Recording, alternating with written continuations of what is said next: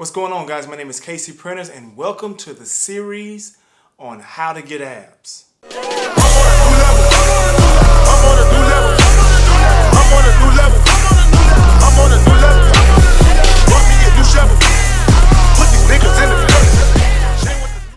What's going on, guys? So today is the day. I'm starting the 28-day how to get abs challenge.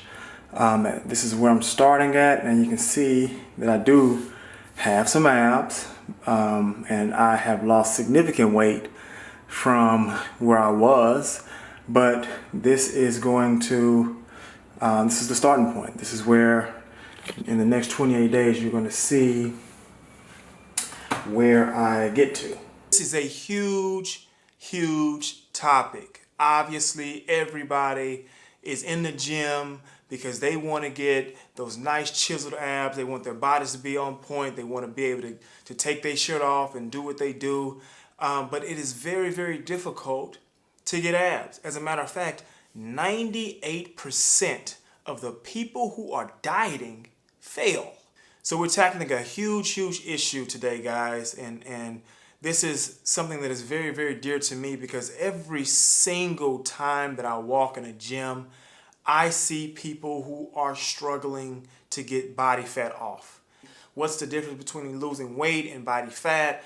You know, there's this huge dilemma that people are trying to figure out. It's like a maze, trying to understand, you know, if I'm trying to lose weight, but I'm trying to lose body fat. I don't know what I'm really trying to do. I just know that I want to lose weight. I want to look the best that I can possibly look. And so you scour the internet and you ask your best friend's cousin, uncle who's in the gym every day, who's a bodybuilder. You ask your girlfriend's boyfriend who is, who trains in the gym every day. And people are trying to find the information to get the body fat off.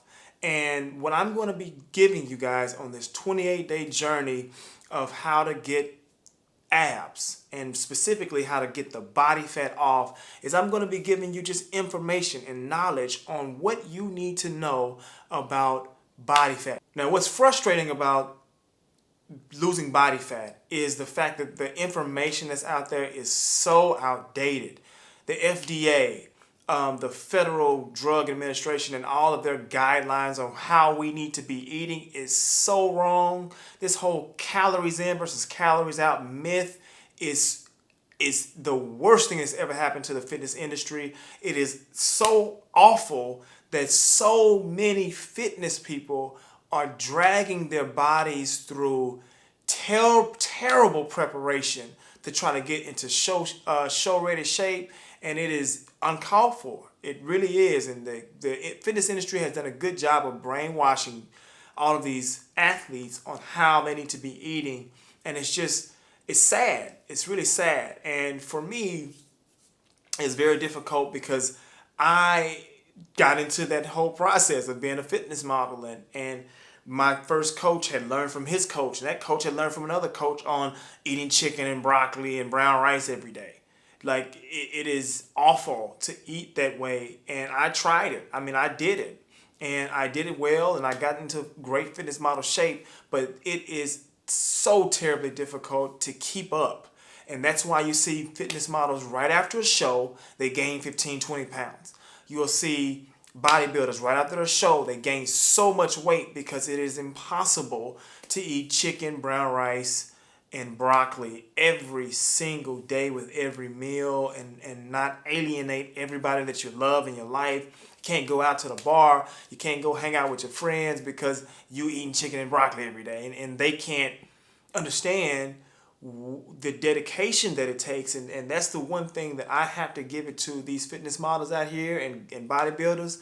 Man, kudos to you, because it is hard to eat chicken and turkey and fish and rice and asparagus every single day. No butter, nothing extraordinary on these meals to make it succulent, to make it taste good so that you can enjoy what you're eating.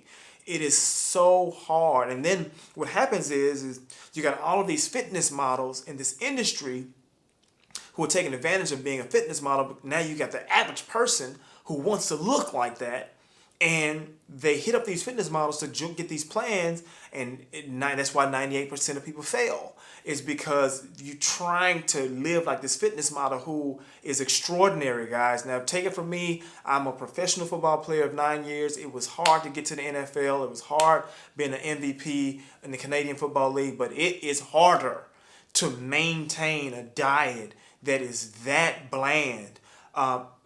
For the guys that do it, I mean, they are extremely rare. And that's the reason why so many people fail. However, there is another way. I know from experience that if you don't know where to look, there's so much information that's out there that it's impossible for you to find the right answers.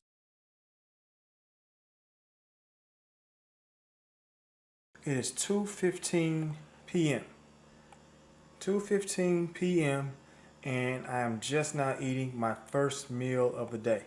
Yeah, guys, so my first meal of the day with large avocado, 85% lean ground ground bison, shredded mozzarella cheese, butter. There's 2 tablespoons of imperial butter, organic baby spinach, dry roasted macadamia nuts, ranch dressing with bacon. Damn. All this good food was 1,103 calories. That's a lot of food for my very first meal, but that's kind of how it works. I can eat smaller portions, but I'd rather, as soon as I come off of my fast for the day, and I'll explain all of that on tomorrow, but I wanted to have a big meal, so 1,103 calories is where we're starting. I'm trying to get to 2,300 calories for the day. I should be cutting nicely off of that, so you guys should stay tuned for the next meal. I'll see you then. Scene 2, take 2, scene 2, take 2.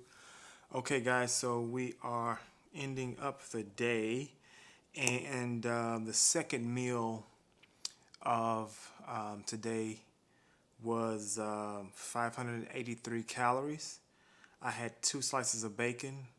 I had 3 organic brown eggs. I had 28 grams, and that's 1 serving of mozzarella cheese. I had 1 ounce, and that's 1 serving of dry roasted macadamia nuts. That was my second meal. Okay, and then the third meal, now keep in mind, guys, the second meal I had about 5:30 p.m. The third meal I had right at 7:45.